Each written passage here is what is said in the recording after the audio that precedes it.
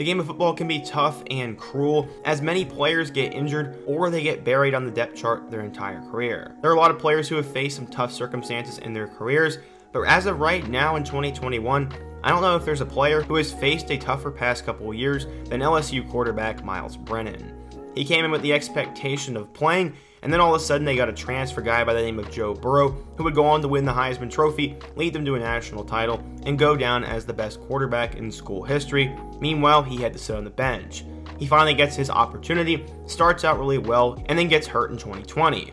Going into 2021, he was expected to be the guy, but now he is faced with another tough break, as apparently he had a terrible shoulder injury in practice just yesterday, and it looks like his football career could potentially be done, and after only 3 starts, that may be all he gets in his LSU career. In today's video, I want to talk about Myles Brennan, his tragic downfall, and what this means for LSU football now that he likely won't play this year. But right before we get into that, please be sure to hit that subscribe button, as nearly 80% of you guys are not subscribed, and I would really appreciate it. Now let's get started and talk about Myles Brennan.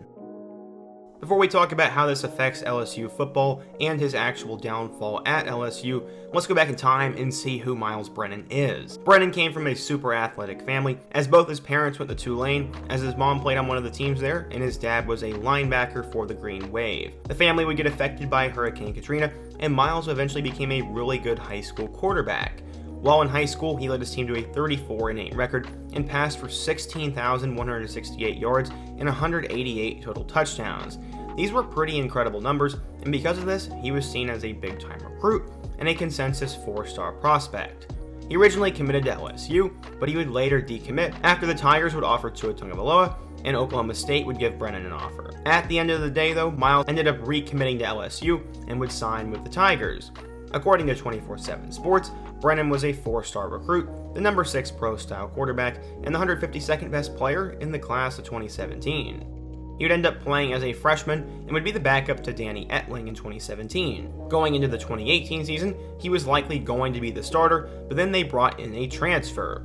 Joe Burrow was a 4-star recruit coming out of the state of Ohio and originally took his talents to Ohio State, but after Dwayne Haskins and Tate Martell were there, Burrow decided to jump ship and leave for LSU. They're put into a quarterback battle, and Burrow ended up winning the locker room and the starting job. He became the backup to Burrow in 2019 as well, and got a couple opportunities to play, and he at least got a national title ring. At this point, he had to suck it up and become a backup for 2 years, but finally going into 2020, it was going to be his chance. In week 1, the Tigers would open up against Mississippi State in one of the weirdest games of the 2020 season. Brennan ended up throwing for 345 yards and 3 touchdowns, but it was not enough as KJ Costello broke the record for passing yards in the game and led Mississippi State to a road victory in Baton Rouge. The following week, Brennan would end up playing super well as he'd throw for 337 yards and 4 touchdowns on the road against the Vanderbilt Commodores. Finally, in week 3, they would go on the road to Missouri, where Brennan was playing absolutely spectacular. He had thrown for 430 yards and 4 touchdowns, and LSU had a pretty nice lead. Brennan would suffer an abdominal injury, Missouri would come back and win that game, and Brennan was now injured. Going back to that Missouri game, the injury would happen on the second drive as he threw a 2-yard touchdown pass to wide receiver Terrace Marshall. During that play, Brennan was flushed out of the pocket towards the right sideline, and then he was hit by Missouri safety Martez Manuel. He said he remembers his right knee sticking to the turf, and with Manuel falling on him, the pressure tore the muscle off his pelvic bone and his hip. He said, quote, "I kind of felt everything tear apart at that point." Still though, Brennan knew this was his opportunity to play, and he had worked too hard to give up, so through pure adrenaline and will, he would finish that entire game going 29 of 48 for 430 yards. People wondered how he could play so well in that game and never play another down, but Brennan knew something was wrong, and MRIs would later reveal he had torn a few muscles and ligaments. Apparently no one had ever seen an injury like that, and no one knew how to proceed with it. LSU had sent copies of his MRI to both NFL and MLB franchises, and his dad apparently brought it to the NBA and the NHL. After his dad talked to at least 5 national and orthopedic surgeons, they had no idea what to do and what his path to recovery would be. He had 2 options: let the injury heal on its own, or undergo a surgery that would be the first of its kind. His doctor said, quote, "Personally, I've never done surgery on this, so we'd be naming the surgery after you if you wanted to." Brennan would ultimately decide not to have the surgery, as it seemed like a major risk, and he would end up getting back in time for spring ball. He said, quote, "I didn't really feel comfortable with that, so I was going to give my body healing on its own time, and obviously if worst came to worst, I would have gone the surgical route, but it just needed time. It was very frustrating because it was very slow. He ended up not returning for the rest of the year, as in his place, 2 different true freshmen would get an opportunity to play. TJ Finley was a 3-star recruit from the state of Louisiana, and he'd be the first guy to get a chance to start. And while he did have some moments of brilliance, he ultimately would get benched in favor of Max Johnson.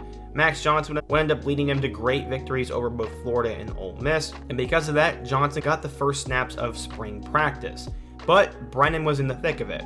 He had finally recovered, was playing well, was working hard, and he had the experience and the seniority on the team. Coach Orgeron was worried that if he started Max Johnson or gave him the reps, that you could potentially see Brennan leave, and everyone thought the nod was going to go to Brennan. There was also some articles coming out that he could be a breakout player in 2021, and that he looked really good. Then we got hit with a curveball. As of yesterday, he had a left arm injury in practice, which he will have to have surgery on, and his 2021 season is very much in doubt. Coach Orgeron had this to say, quote, "It was very unfortunate. You know, Myles was competing, was fighting to be the starting quarterback at LSU. He fought Max, had a great spring, and had a great summer. It's an unfortunate accident. He's getting operated on this morning, and our prayers are with Myles and his family. His dad and his mom took it very hard, and I'm sure Myles took it hard as well. I didn't get to talk to him yet. I called him yesterday, but I'm sure he's very upset. But we are going to follow him all the way through this." The first thing that Myles' family said is they wanted to know what eligibility was left and what his timeline for him to come back was. They also wanted to know when he could compete and finish his career at LSU. You got to appreciate that. Obviously, this hit Coach O hard, as he's a super caring guy, and he knows what Brennan has been through and how he had waited his turn to get to this moment, but I'm worried that Brennan's honestly not going to get a chance to play. Now it looks like Max Johnson is going to be the starter, as in case you did not know, TJ Finley put his name into the transfer portal this past summer and ended up settling on Auburn. Max Johnson is going to be the guy, and he is in the driver's seat to winning the job, and Coach O had this to say. Quote, "Obviously Max is going to be our starter. He's got to have a great camp. The depth chart is etched in sand. He knows he's got to perform, but I believe in Max just like I believe in Myles. We've got us a great quarterback, a great championship quarterback." To quickly sum up what Johnson has done so far, in his first career start, he threw for 239 yards and 3 touchdowns in an upset victory over the number 6 ranked Gators. Because of that, he was named the SEC Offensive Player of the Week, and it was crazy because he arguably outplayed Kyle Trask in that game. I'm really excited for Max Johnson, and I think he has the highest ceiling on the team, but with Myles Brennan going down, Nussmeier is now the likely backup. He's going to have to play well, and if Max Johnson struggles or he gets hurt, Nussmeier will have to have his number called. From there, you have a freshman walk-on by the name of Matt O'Dowd, and if LSU has to get to him, they are in serious trouble.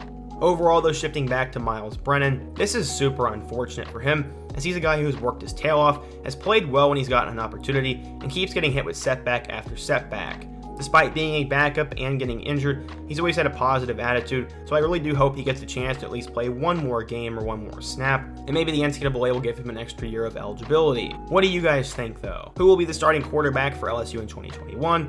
What's going to end up happening to Myles Brennan? And what will the Tigers' record be next year? Be sure to let me know down in the comment section. Subscribe if you are new here. Hit that like button if you want to support today's video. And check out all my other videos on the end screen.